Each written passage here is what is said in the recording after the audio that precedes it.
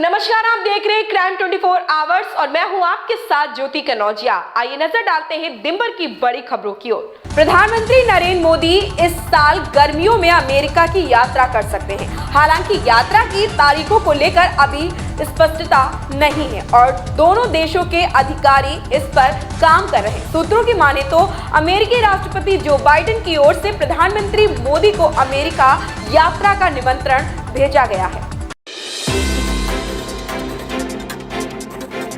केंद्रीय बजट में इस बार यूपी के हिस्से 3 लाख करोड़ रुपए से ज्यादा राशि आने की उम्मीद है। यह उम्मीद इसलिए भी है क्योंकि अगले साल होने वाले आम चुनाव से पहले सबसे ज्यादा लोकसभा सीटों वाले राज्य यूपी की हिस्सेदारी भी ज्यादा होनी चाहिए। केंद्रीय वस्तु एवं सेवा कर, जीएसटी, अनुदान और कर्जा व एडवांस के रूप में यह राशि मिलने से प्रदेश की अर्थव्यवस्था रफ्तार पकड़ेगी।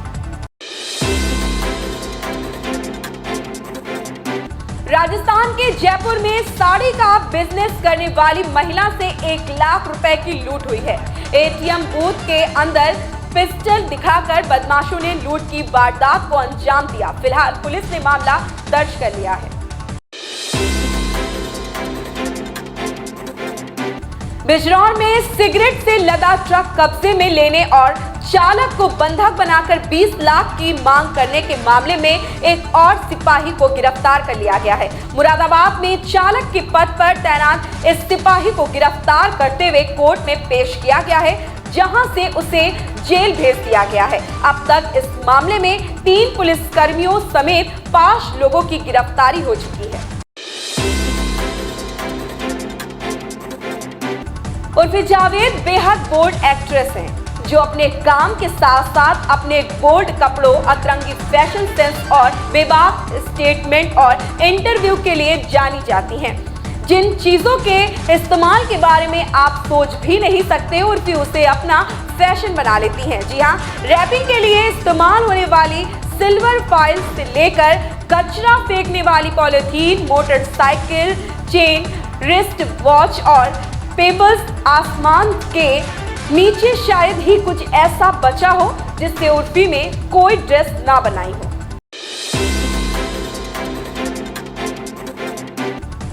हिमाचल प्रदेश में बड़े खिलाड़ियों को तैयार करने की संभावनाएं तराशने का काम शुरू हो गया है। इसके लिए हरियाणा की खेल नीति को अपनाया जा सकता है। हरियाणा की खेल नीति का मंथन करने के बाद प्रदेश में नई नीति का मसौदा तैयार किया जाएगा। बिहार बोर्ड की इंटर परीक्षा के लिए पहले दिन की परीक्षा की पहली पाली का पेपर शुरू होने के आधे घंटे पहले से गणित का प्रश्न पत्र वायरल होने की जानकारी सामने आने लगी। नवादा, नालंदा से ऐसी जानकारियां के बाद जब परीक्षा शुरू हुई तो जमुई व मुंगेर में परीक्षा केंद्र के बाहर प्रश्न पत्र हल किए जाने की जानकारी भी सामने आई। इस प्रश्न पत्रों को देखकर असली नकली की पहचान मुश्किल है, लेकिन सुबह 10 बजे तक बिहार बोर्ड ने इसकी पुष्टि नहीं की है। जम्मू कश्मीर सरकार के आदेश पर प्रशासन ने अतिक्रमण के खिलाफ कार्रवाई जारी रखी है। पूर्व मंत्री पीरजादा मोहम्मद सैयद, एक पुलिस अधिकारी और होटल व्यवसायी से करीब 52 कनाल सरकारी भूमि खाली कराई गई है। बुलडोजर से इनमें बनाए गए ढांचे गिराए गए हैं। दिल्ली सरकार मेहराम नगर इलाके में देश का सबसे अत्याधुनिक स्कूल तैयार कर रही है। अत्याधुनिक सुविधाओं से लैस BR Ambedkar school of excellence school जुलाई तक बनकर तैयार हो जाएगा। इस स्कूल की इमारत का डिजाइन बच्चों के चहुमुखी विकास को ध्यान में रखकर किया गया है। पूरी इमारत बच्चों के लर्निंग प्रोसेस में शामिल होगी।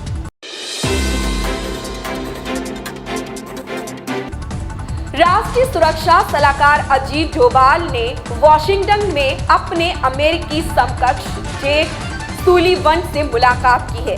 ICET उद्घाटन बैठक के समापन के बाद व्हाइट हाउस ने एक फैक्ट शीट में कहा कि हम आपसी विश्वास और विश्वास के आधार पर एक खुले, सुलभ और सुरक्षित प्रौद्योगिकी परिस्थितियों का तंत्र को बढ़ावा देने के लिए प्रतिबद्ध है, जो हमारे लोकतांत्रिक मूल्यों और लोकतांत्रिक संस्थानों को मजबूत करेगा। हरियाणा के मुख्यमंत्री मनोहर लाल ने सूबे के हरियाणा सिविल सेवा अधिकारियों के लिए सुशासन की क्लास लगाई। इस क्लास में अधिकारियों ने ईमानदारी का पाठ पढ़ा। सीएम ने एक टीचर के रूप में अधिकारियों के साथ अपने अनुभवों को साझा किया। इस दौरान आईटी एक्सपर्ट मुख्यमंत्री मनोहर लाल ने आईटी की बारीकियां भी अधिकारियों को बताई। इस क्लास में 2020 बैच के HCS अधिकारी शामिल हुए। मुख्यमंत्री ने अधिकारियों से सरकार की योजनाओं के क्रियान्वयन तथा प्रशासनिक दक्षता के संबंध में फीडबैक लिया है।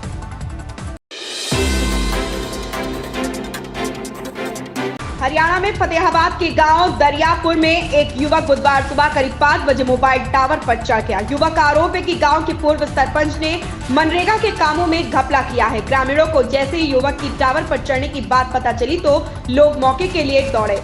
लोगों उसे नीचे उतारने के लिए गुहार लगाते रहे, लेकिन युवक ने किसी की बात नहीं मानी। कई घंटों तक युवक नीचे नहीं उतरा। सूचना पाकर पुलिस और तहसीलदार मौके पर पहुंचे, जिसके बाद युवक को समझा बुझाकर करीब 8:30 बजे नीचे उतारा गया। युवक की पहचान दीपक के रूप में हुई है। उसका कहना है कि गांव के पूर्व सरपंच महेंद्र ने विकास कार्यों के नाम पर लाखों का घपला किया है।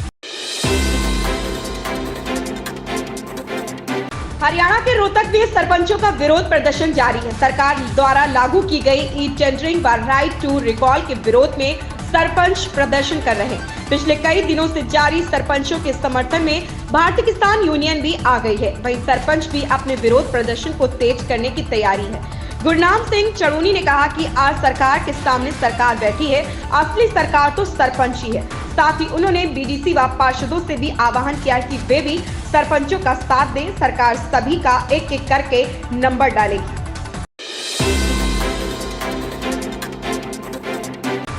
जगत गुरु रामभद्राचार्य की रामकथा का मंगलवार को समापन हुआ। इस रामकथा के समापन में सीएम शिवराज सिंह चौहान पत्नी साधना सिंह चौहान के साथ पहुंचे। सीएम की मौजूदगी में रामभद्राचार्य ने कहा, मैं वशिष्ठ कुल का वेदज्ञ ब्राह्मण हूं। मैं राम जी से सिर्फ यही मांग रहा हूं कि पाक अधिकृत कश्मीर हमें मिल जाए और जो 800 वर्ग मील जमीन चीन ने हथिया रखी है वो वापस मिल जाए। हमारा भारत अखंड हो जाए। राम जी से यही मेरी दक्षिणा है, मुझे और कुछ नहीं चाहिए। संत तुकाराम पर दिए गए अपने विवादित बयान को लेकर धीरेन्द्र कृष्ण शास्त्री ने यू टर्न ले लिया है और सफाई देते हुए माफी मांगी है। सोशल मीडिया पर एक वीडियो सामने आया जिसमें धीरेन्द्र शास्त्री को यह कहते हुए दिखे कि संत तुकाराम की पत्नी उन्हें रोज डंडे से मारती थी। इस वीडियो के सामने आने के बाद धीरेन्द्र शास्त्री ने तुरंत माफी मांगी और अपना स्पष्टीकरण दिया है। उन्होंने कहा कि मेरे शब्दों से जिनकी भावनाओं को ठेस पहुंची है, मैं उनसे हाथ जोड़कर माफी मांगता हूँ। हिमाचल प्रदेश कांस्टेबल भर्ती परीक्षा के प्रश्न पत्र लीक मामले की जांच कर रही सीबीआई ने मंगलवार को लखनऊ समेत प्रदेश के 5 शहरों में छापेमारी की। प्रश्न पत्र लीक कराने के आरोपी अभिषेक सिंह के लखनऊ में एमिटी यूनिवर्सिटी के पास माधव ग्रीन सोसाइटी स्थित घर को सीबीआई ने खंगाला।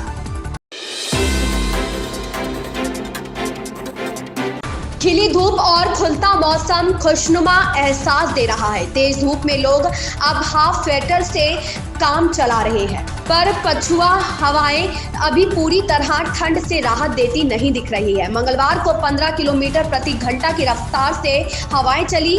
मौसम विशेषज्ञों के मुताबिक अभी पारा गिरेगा और सुबह शाम ठंड भी रहेगी। महाराष्ट्र के मुख्यमंत्री एकनाथ शिंदे ने महाराष्ट्र पोषक अनाज मिशन की मंगलवार को शुरुआत की और कहा कि इस उद्देश्य के लिए 200 करोड़ रुपए निर्धारित किए गए हैं। प्रधानमंत्री नरेंद्र मोदी द्वारा बाजार को प्रोत्साहन दिए जाने के बाद यह मिशन शुरू किया गया। भारत के एक प्रस्ताव के बाद संयुक्त राष्ट्र ने 2023 को अंतर्राष्ट्रीय पोषक अनाज वर्ष घोषित किया है। कांग्रेस के पूर्व अध्यक्ष राहुल गांधी और उनकी बहन प्रियंका गांधी वाड्रा ने जम्मू कश्मीर के श्रीनगर में बर्फबारी का जमकर लुत्फ उठाया और इस दौरान दोनों बहन भाई के बीच शीन जंग हुई। कश्मीरी में बर्फ को शीन कहते हैं और खेलते हुए एक दूसरे पर बर्फ फेंकने को शीन जंग कहते हैं। कांग्रेस की भारत जोड़ो यात्रा के समापन के बाद यहां राहुल और प्रियंका ने शीन जंग, हाथ मिलाना, गर्मजोशी से गले मिलना और बर्फ में फंसी कार को धक्का देने के लिए मदद का हाथ बढ़ाना जैसे प्यारे पलों के साथ मौज मस्ती की। पश्चिम बंगाल की मुख्यमंत्री ममता बनर्जी ने विश्व भारती विश्वविद्यालय में लोकतांत्रिक विरोध प्रदर्शनों को दबाने के प्रयासों की मंगलवार को निंदा की और कहा कि वह केंद्रीय संस्थान के आंतरिक मामलों में दखल नहीं देना चाहती, लेकिन संकाय सदस्यों और शिक्षकों के एक वर्ग पर अत्याचार का अंत होना चाहिए। गांधीनगर की एक अदालत ने मंगलवार को स्वयंभू बाबा आसाराम को 2013 में एक पूर्व महिला शिष्या द्वारा दायर बलात्कार के मामले में दोषी ठहराते हुए आजीवन कारावास की सजा सुनाई। अदालत ने कहा कि पीड़िता की उम्र आरोपी की बेटी की उम्र से भी कम है और उसने समाज के खिलाफ बहुत ही गंभीर अपराध किया और धार्मिक लोगों द्वारा शोषण की घटना को रोकने के लिए अधिकतम सजा दी जानी चाहिए। चित्तौड़गढ़ के गंगरार क्षेत्र में जोजरो का खेड़ा टोल नाके पर वाहनों की चेकिंग कर रहे परिवहन विभाग के दस्ते को बेगू विधायक राजेंद्र सिंह बिधुड़ी ने वसूली करते पकड़ लिया। घटना सोमवार रात की बताई जा रही है। सख्त ताकीद के बावजूद देर से इंटर परीक्षा केंद्र पर पहुंचे परीक्षार्थियों को परीक्षा से वंचित होना पड़ा। परीक्षार्थियों ने पहले तो गेट या दीवार पर चढ़कर अंदर घुसने का प्रयास किया, लेकिन जब इन्हें किसी भी तरीके से परीक्षा देने की अनुमति नहीं मिली तो गुस्सा फूट पड़ा।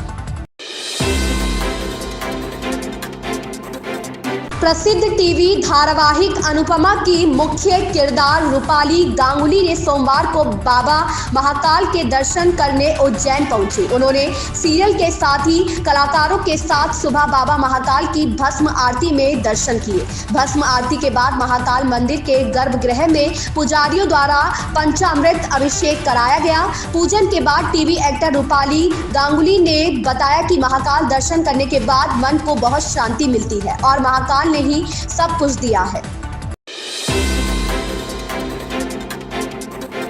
श्रीलंका के उच्चायुक्त मिलिंदा मोरागोड़ा ने द्विपक्षीय संबंधों की समीक्षा के लिए मंगलवार को विदेश मंत्री एस जयशंकर से मुलाकात की है। मुलाकात जयशंकर के हालिया कोलंबो यात्रा के बाद हुई है, जिसमें विदेश मंत्री ने वित्तीय संकट से जूझ रहे द्वीपीय देश के साथ एकजुटता व्यक्त की।